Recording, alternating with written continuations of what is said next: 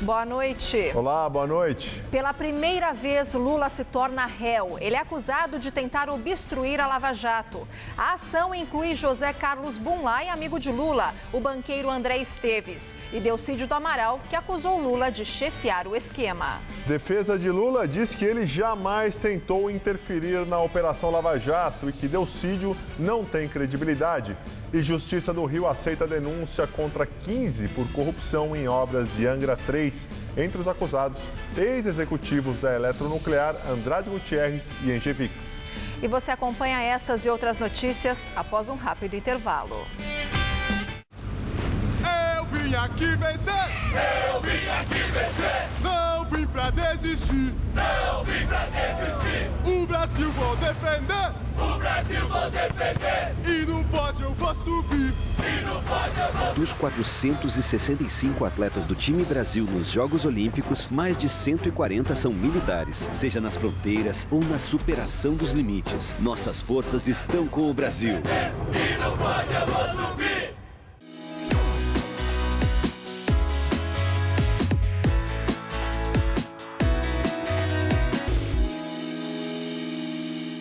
Sérgio acaba de comer a melhor torta de palmito da sua vida. Sérgio chegou pelo metrô da linha 4 amarela. Já o palmito veio com o seu Domingos pela Dutra até as mãos da Ana. A Ana vem cedinho pela Bandeirantes porque sem ela o palmito não viraria torta. E a torta ficaria assim. É para facilitar a vida de todos que o Grupo CCR trabalha, cuidando de rodovias, metrôs, barcas e aeroportos para que todos tenham as melhores tortas e os melhores momentos de suas vidas. CCR, é por aqui que você chega lá.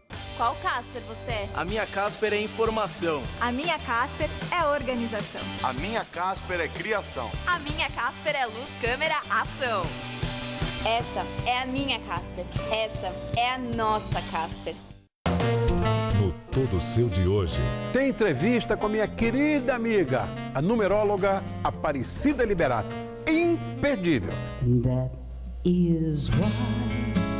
O musical vai ser comandado por uma cantora que eu adoro e você também, Isabela Taviani. Todo Seu, hoje, 10h30 da noite. Vem, tô aqui te esperando.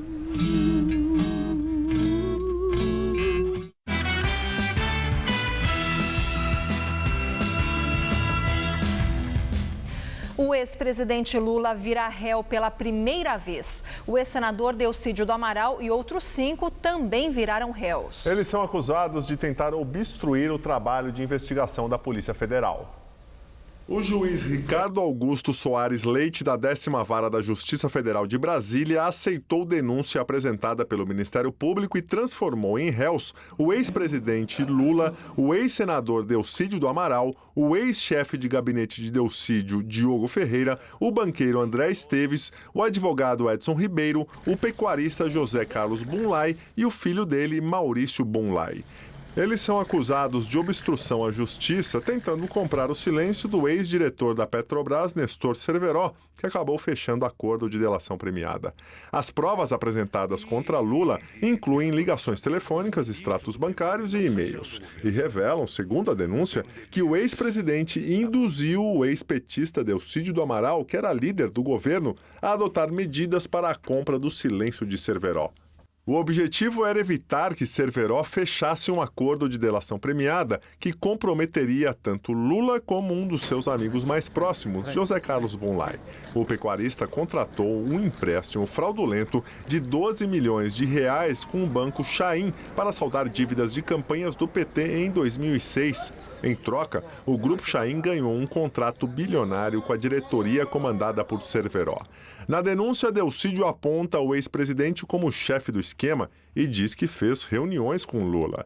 A denúncia foi apresentada ao Supremo Tribunal Federal no começo deste ano, mas o ministro Teori Zavascki, relator dos processos da Lava Jato, determinou que fosse enviada para a Justiça Federal de Brasília, depois que Delcídio foi cassado no Senado e perdeu o foro privilegiado. Advogados do ex-presidente Lula informaram que não receberam a citação relativa ao processo que tramita na 10ª Vara Federal de Brasília, mas que, quando isso ocorrer, vão apresentar a defesa do ex-presidente. O texto texto diz ainda que Lula já esclareceu em depoimento ao Procurador-Geral da República, Rodrigo Janot, que jamais interferiu ou tentou interferir em depoimentos relativos à Lava Jato e que a acusação se baseia exclusivamente em delação premiada de réu confesso e sem credibilidade. A defesa de Delcídio do Amaral disse que não vai comentar a decisão da Justiça Federal. Em nota, a defesa de André Esteves disse que vai lutar para conseguir a absolvição sumária ou mesmo a rejeição da denúncia. A defesa de Edson Ribeiro nega as acusações. As defesas de José Carlos e Maurício Bunlai só vão comentar quando tiverem acesso à decisão. A defesa de Diogo Ferreira, ex-assessor de Delcídio, ainda não se manifestou. E o ex-presidente Lula participou hoje de 2 eventos aqui em São Paulo e falou sobre a decisão da Justiça de torná-lo réu. Ao discursar para sindicalistas num seminário do Congresso dos Bancários, Lula mencionou a decisão que o tornou réu. Enquanto eu estou aqui conversando com vocês, eu fiquei sabendo que foi aceita uma denúncia contra mim de obstrução de justiça. Há em curso uma política premeditada de criminalização do PT, eu não tenho dúvida.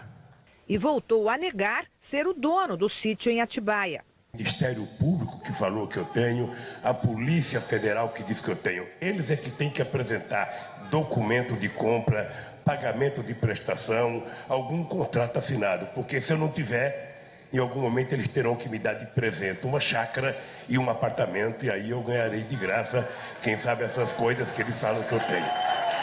Lula virou réu um dia depois de apelar à Comissão de Direitos Humanos da ONU contra o Estado brasileiro. O ex-presidente alega que é vítima de atos ilegais e arbitrários na Operação Lava Jato e tenta barrar o que considera como violações praticadas pelo juiz Sérgio Moro. A ONU não pode interferir no processo, apenas recomendar. Mas com uma possível repercussão internacional do caso, Lula espera evitar uma eventual prisão. Para que a denúncia seja aceita na ONU, a defesa de Lula terá de provar que os recursos no país foram esgotados e que o judiciário brasileiro não tem a imparcialidade necessária. À noite, Lula discursou para estudantes no Congresso da União da Juventude Socialista, mas não citou o processo, que agora responde, nem a Lava Jato. E agora o comentário de Josias de Souza, direto de Brasília. Um dia depois de recorrer ao Comitê de Direitos Humanos da ONU contra o juiz Sérgio Moro, Lula descobre que um outro juiz de Brasília, Ricardo Leite, o transformou em réu num processo relacionado à Operação Lava Jato. O juiz aceitou a denúncia em que a Procuradoria da República acusa Lula, o senador cassado Delcídio Amaral e outras 5 pessoas de tentar obstruir a Operação Lava Jato, comprando por R$250 mil o silêncio do delator Nestor Cerveró. A trama fracassou, você sabe, depois que Delcídio Amaral foi gravado numa conversa em que oferecia o dinheiro a Nestor Cerveró e outras vantagens.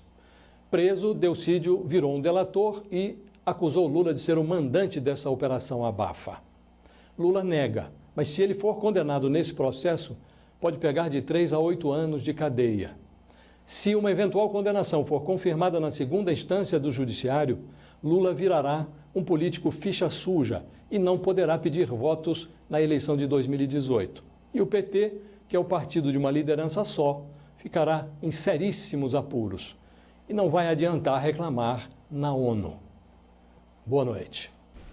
Em negociações para acordos de delação premiada, executivos da Odebrecht apontam mais de 100 políticos como beneficiários diretos de desvios de dinheiro público ou de outras vantagens. A informação é do jornal O Globo.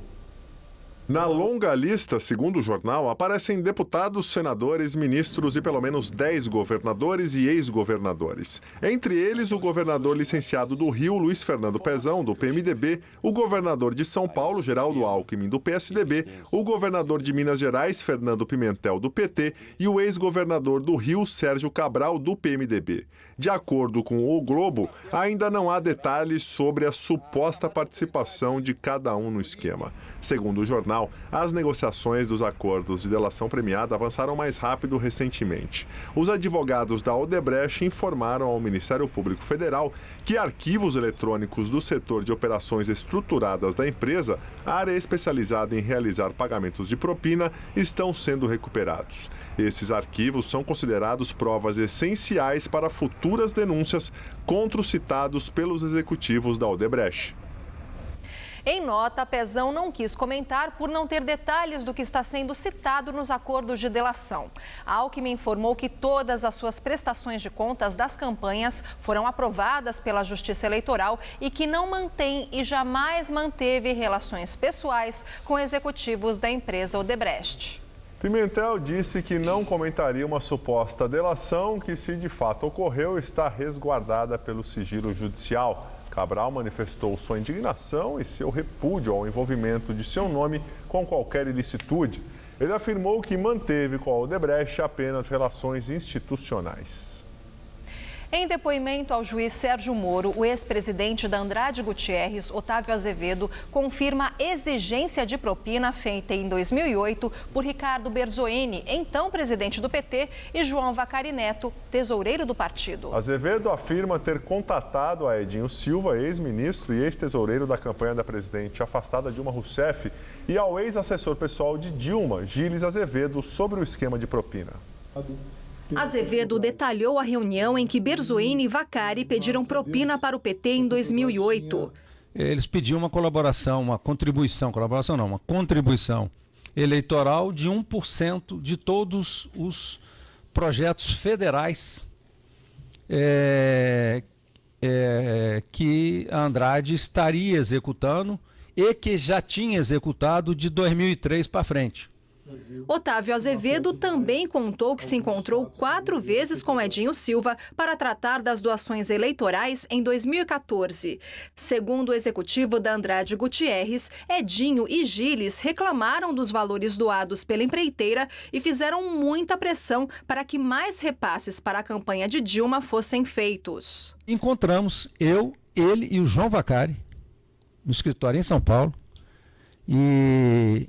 E qual foi o objetivo de eu pedir para o João Vacari? Para exatamente mostrar para o Edinho que as doações que nós tínhamos feito 15 milhões de doações para o PT, e que eram doações, uma parte disso aí eram doações vinculadas, que se eu não fosse obrigado a fazer, eu não teria feito, eu tinha feito para a Dilma.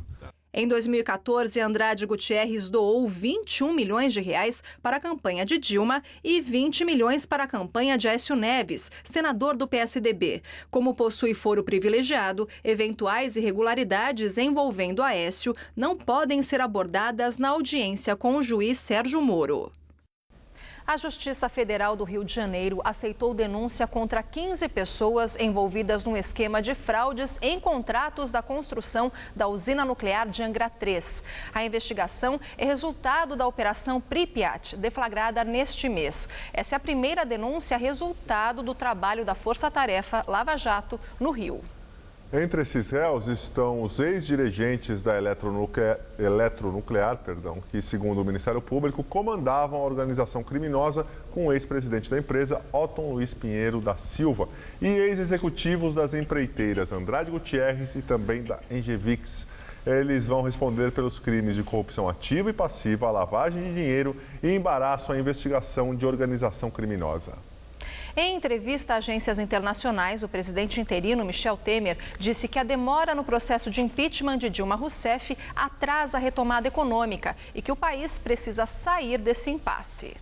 Temer ressaltou que o resultado do processo de impeachment depende da avaliação política dos senadores e não de uma avaliação jurídica, e que o governo não pode e não deve interferir no cronograma. O presidente interino também destacou a boa relação que tem com o Congresso e que as instituições estão funcionando regularmente, porque se não estivessem, a Lava Jato não iria até onde foi.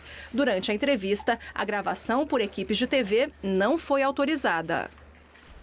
Domingo, 2 manifestações vão acontecer em São Paulo. Aqui na Avenida Paulista, o movimento Vem Pra Rua vai cobrar do governo Temer a aprovação de 10 medidas contra a corrupção e a continuidade da Operação Lava Jato. Já no Largo da Batata, em Pinheiros, a Frente Povo Sem Medo, que é contra o impeachment, vai defender a manutenção dos programas sociais e a reforma política.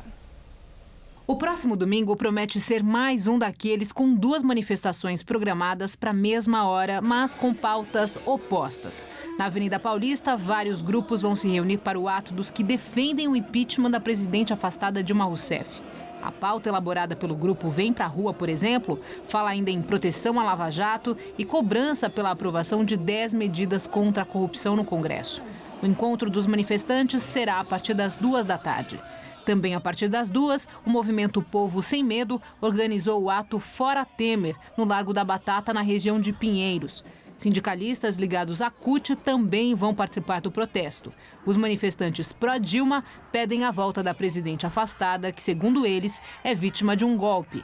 Na opinião do grupo, há retrocessos para o povo 2 meses depois que o governo interino assumiu. Por isso, a defesa da realização de um plebiscito sobre a antecipação das eleições.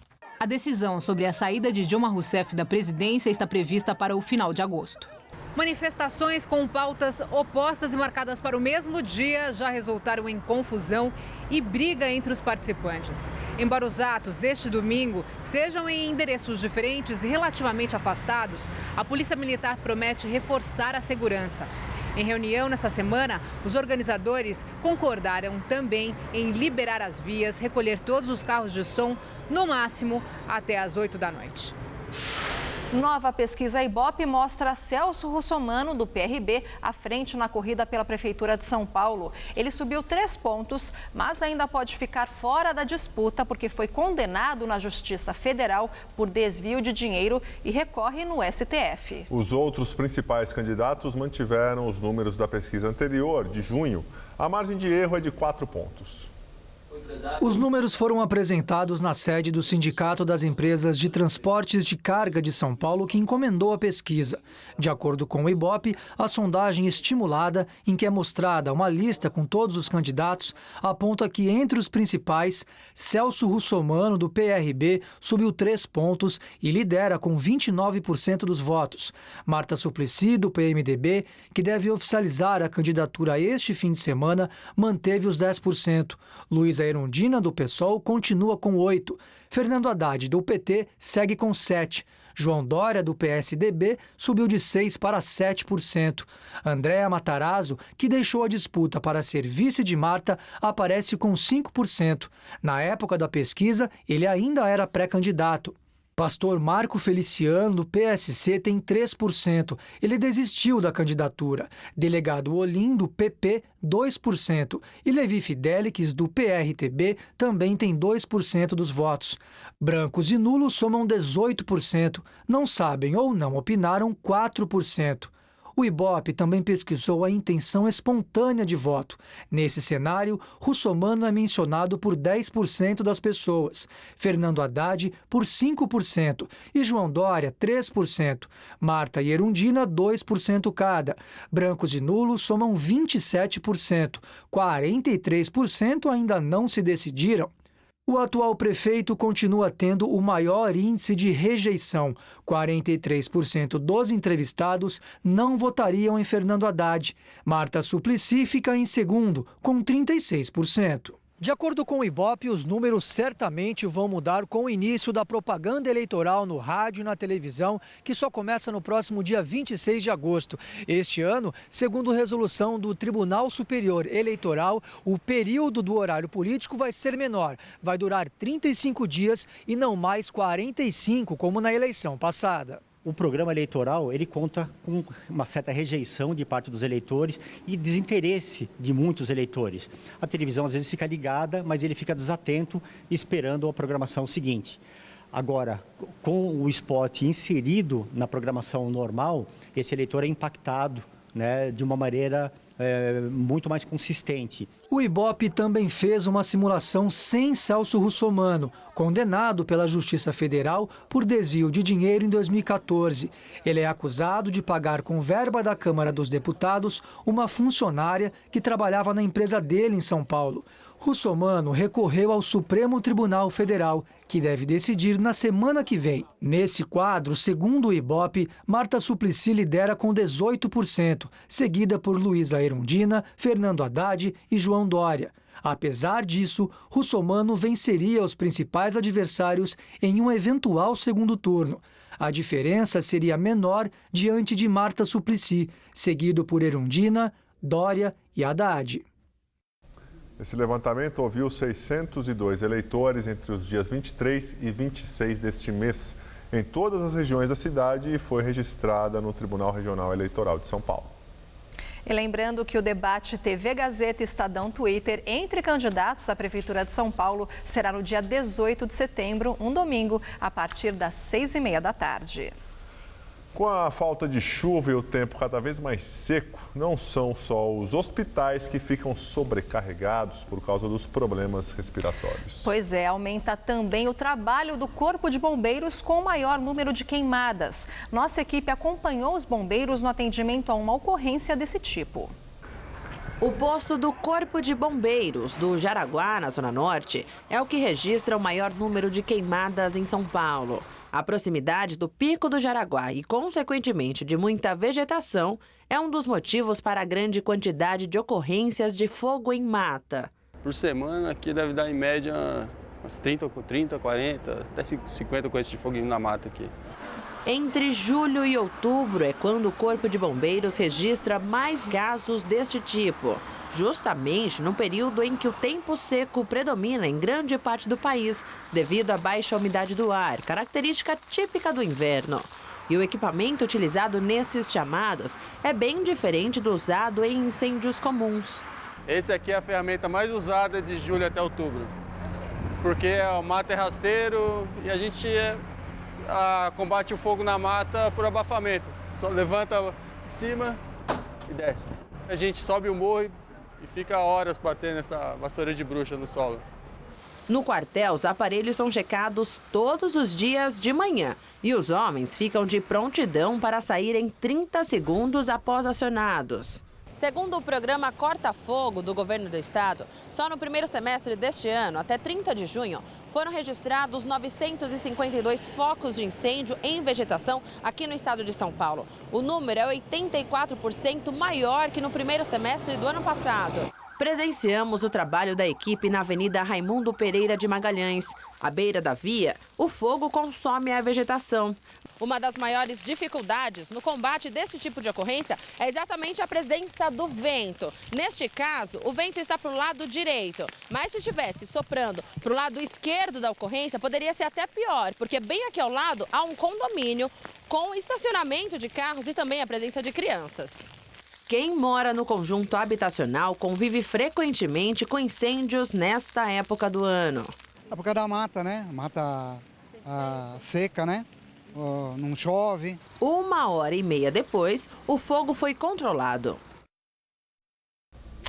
E a semana vai terminando com muita nebulosidade, é por isso que as temperaturas não subiram muito hoje. A máxima ficou na casa dos 19 graus e pode fazer até 12 graus ao longo dessa madrugada. E o que todo mundo quer saber é como fica o tempo no final de semana. Vamos à previsão então com Mariana Armentano.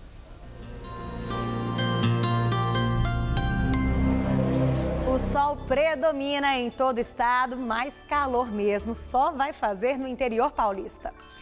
É que por lá o ar está seco e com o sol forte desde cedo, as temperaturas disparam.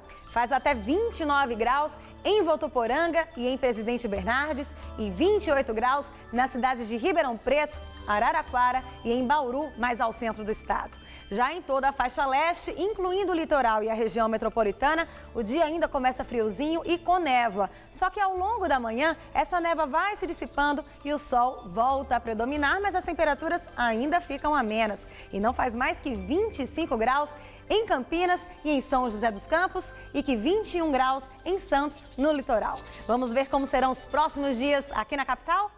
Nessa próxima madrugada, teremos mínima de 12 graus por aqui e máxima tarde na casa dos 22 graus. No domingo, esquenta mais, faz até 24 graus com tempo ensolarado. E para começar a semana, teremos mais calor. A máxima prevista é de 26 graus na segunda-feira. Vamos falar agora um pouco sobre a situação econômica. O desemprego aumenta e fecha em 11,3% no trimestre encerrado em junho. Segundo o IBGE, a taxa é a maior já registrada pela série histórica da PNAD contínua, que começou em janeiro de 2012. Junto com o desemprego, os brasileiros viram sua renda média cair. De acordo com o IBGE, o rendimento médio dos trabalhadores ficou em R$ 1.972.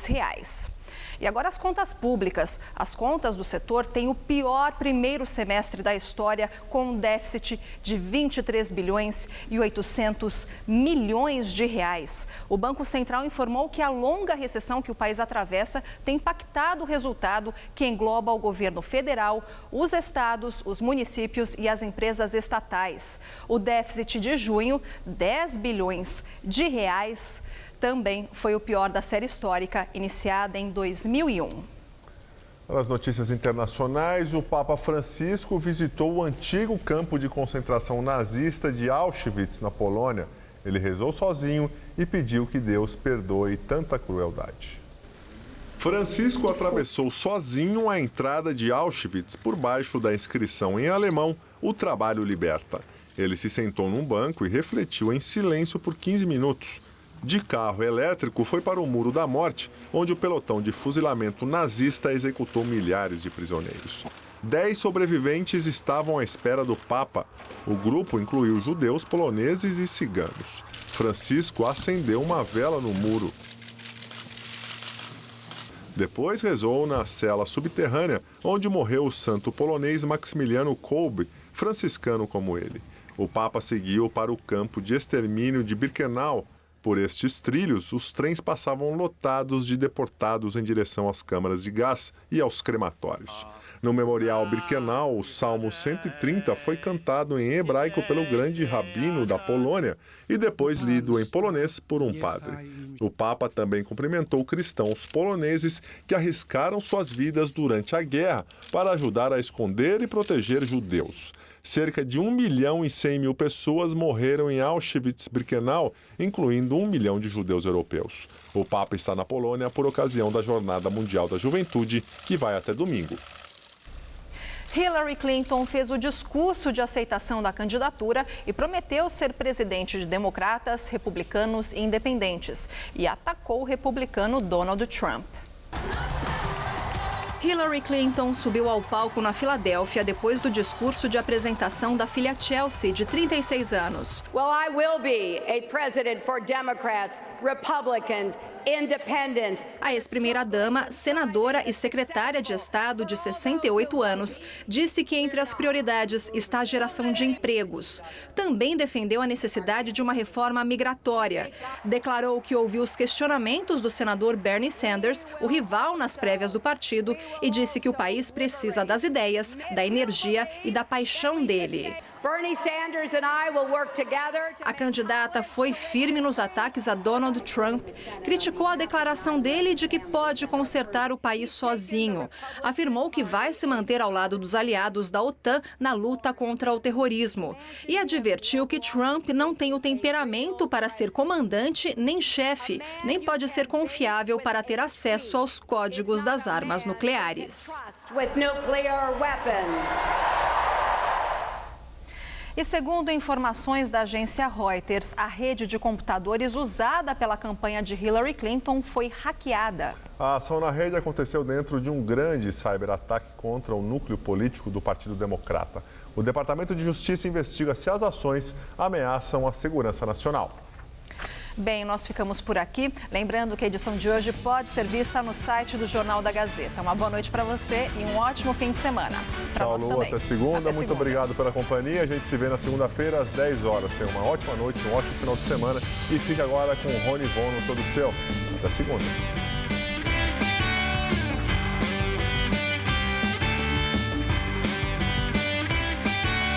Saiba mais sobre arquitetura sustentável em São Paulo Verde. Logo mais, 11h30 da noite.